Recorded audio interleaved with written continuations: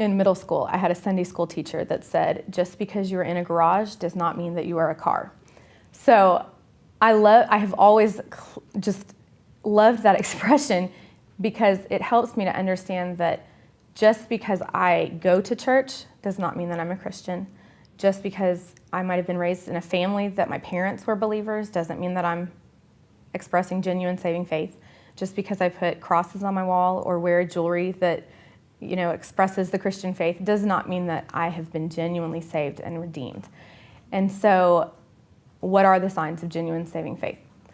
I think genuine faith is expressed by a turning away, leaving the old behind, progressing toward Christ-likeness, and understanding that you are justified in Christ. You're not justified by your perfect obedience to the law because you can't completely obey the law.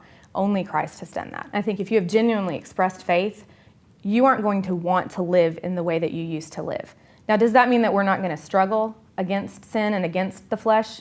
No, absolutely we're going to struggle. We are told throughout the Word that we are going to have weak faith moments where we need the Lord, and we are going to need to fight that sin that is indwelling inside of us. But genuine faith is going to desire holiness. So if you're wondering, do I demonstrate genuine saving faith?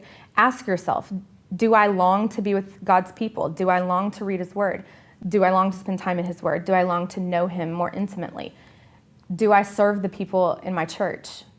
Do I spend more time thinking about things of the Lord than I spend thinking about things that I want in my flesh? And as you see the answers to those questions, you'll see a pattern. Is your pattern toward worldliness, or is your pattern toward holiness? And a true, genuine saving faith is going to want to progress in holiness, want to progress in Christ-likeness. And so if you're not in a place where you feel like you express that, ask the Lord if you've ever fully confessed your sin and have you fully received salvation. And if you are expressing those things, I would say rest in God's goodness to bring you along in sanctification because He is working and willing in your life.